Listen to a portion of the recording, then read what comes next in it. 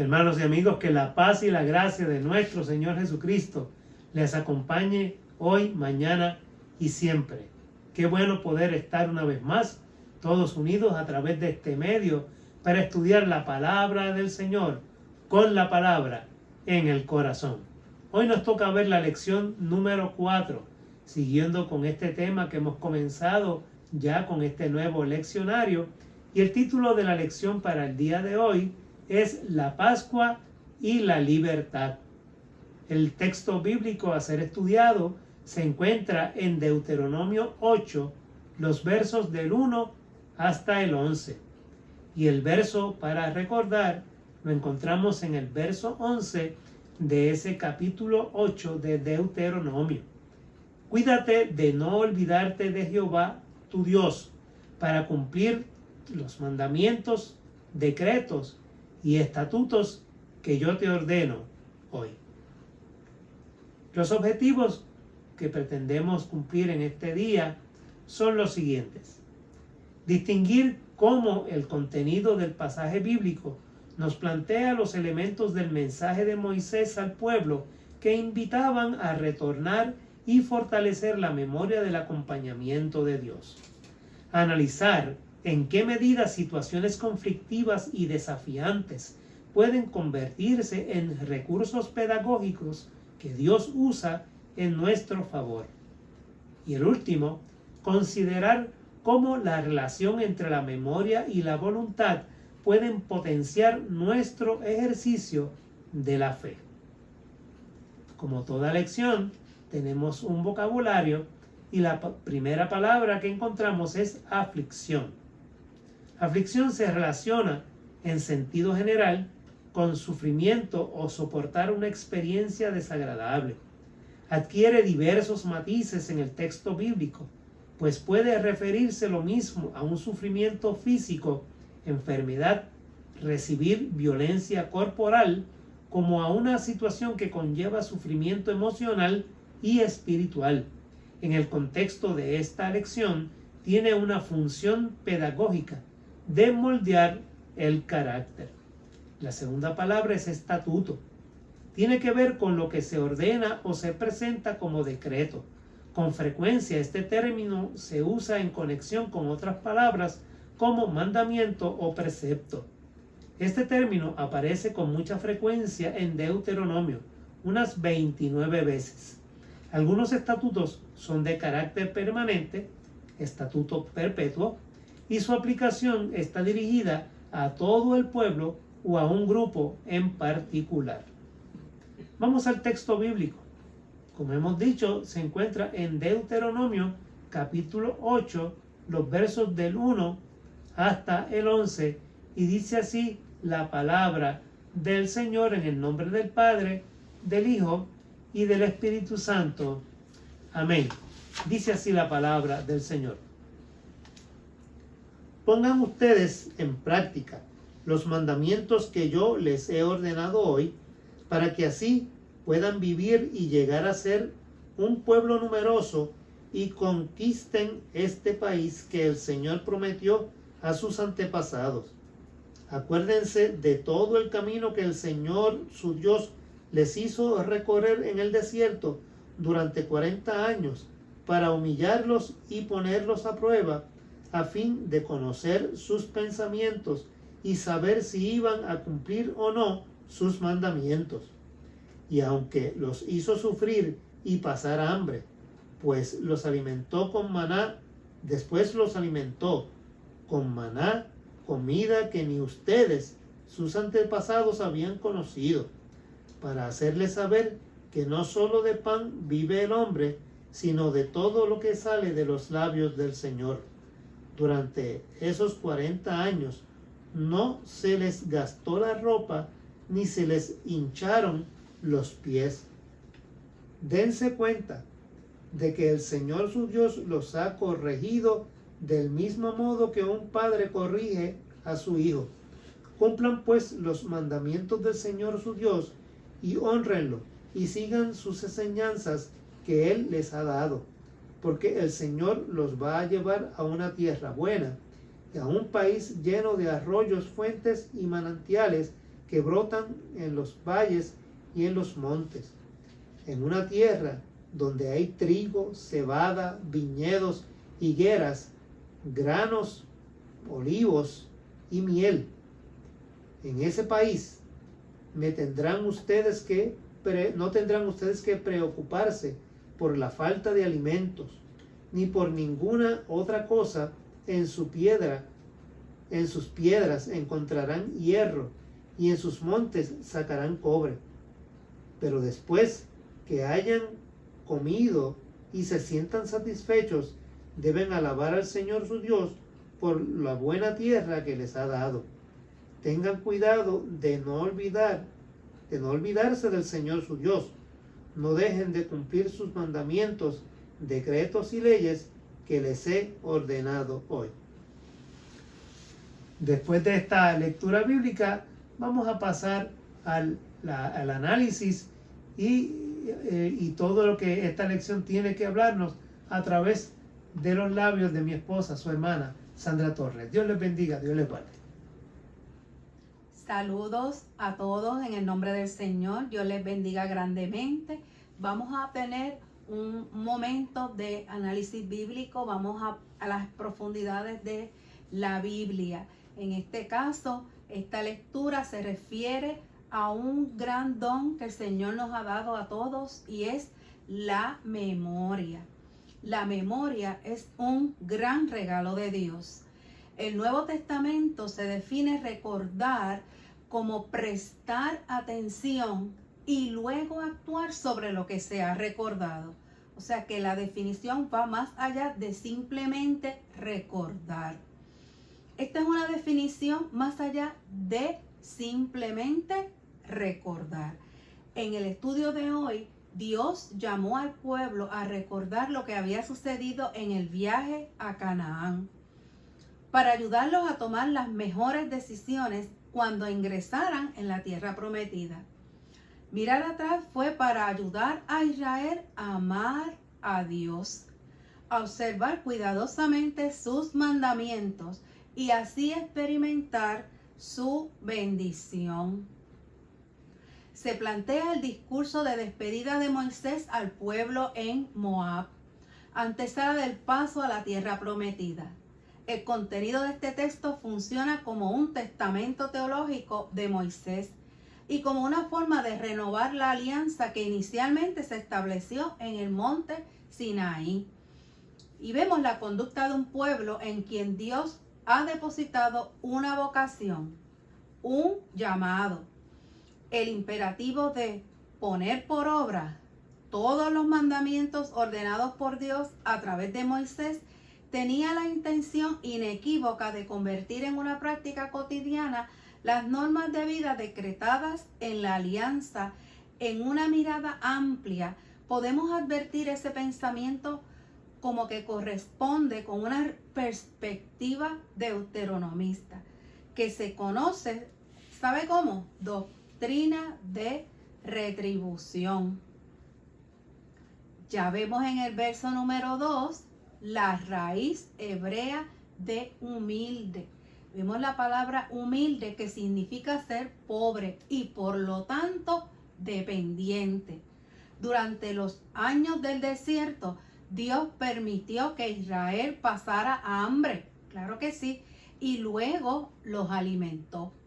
Alimentó a ese pueblo con un propósito, para enseñarles a depender plenamente de Él.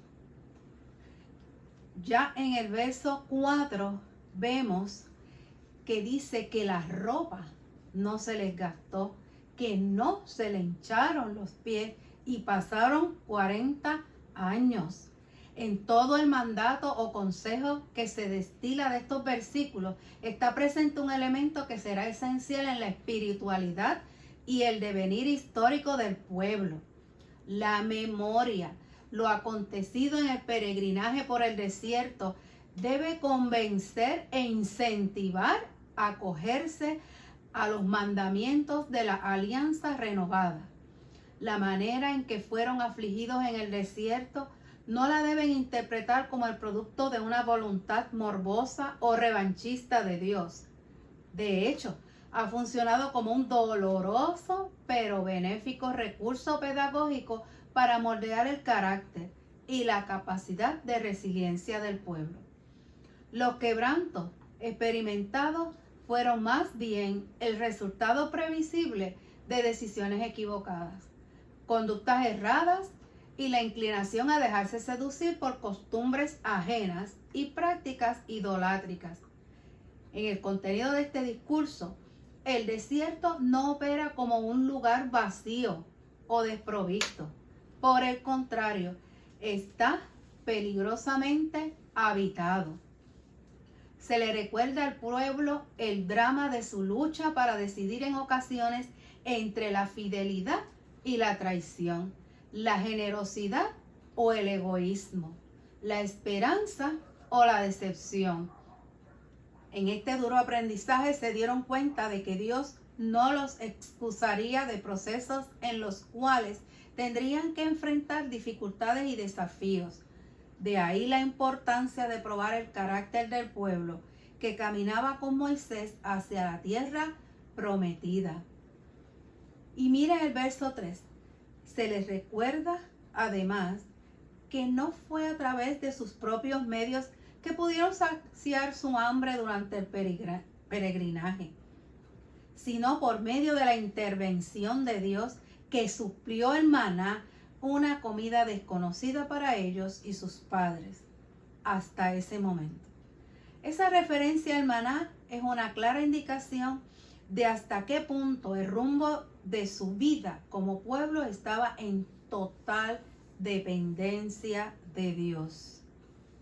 De una manera u otra, Dios proveerá para ellos en el camino del deber y diligencia honesta, y en verdad ellos serán alimentados. ¿Se puede aplicar espiritualmente? La palabra de Dios es el alimento del alma. Claro que sí que lo podemos aplicar a nuestra vida espiritual. Dependemos totalmente de Dios y su palabra es el alimento para nuestra alma. Cristo es la palabra de Dios por lo que vivimos. Pasamos a ver la referencia de la palabra castigo que aparece en el verso 5. Y más que solamente una reprensión, puede considerarse como una disciplina a la que es sometido aquel a quien se busca guiar. Esto se hace más evidente en la expresión que le sigue. Una invitación a guardar los mandamientos de Jehová, andando en los caminos y temiéndolo.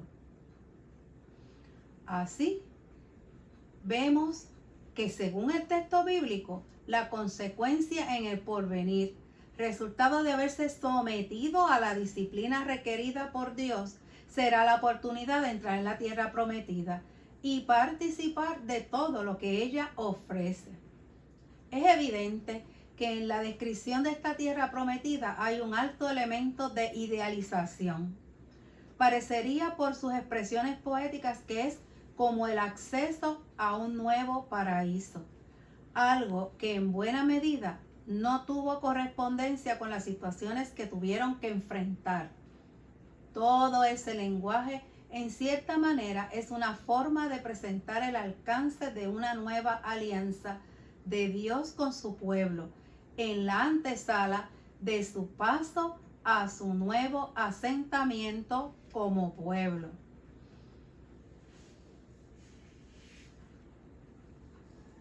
En esta advertencia se conjugan dos elementos fundamentales para poder honrar la fidelidad a Dios y a los contenidos de la alianza. Y el primero es la memoria del Dios que los acompañó y guió a través del desierto.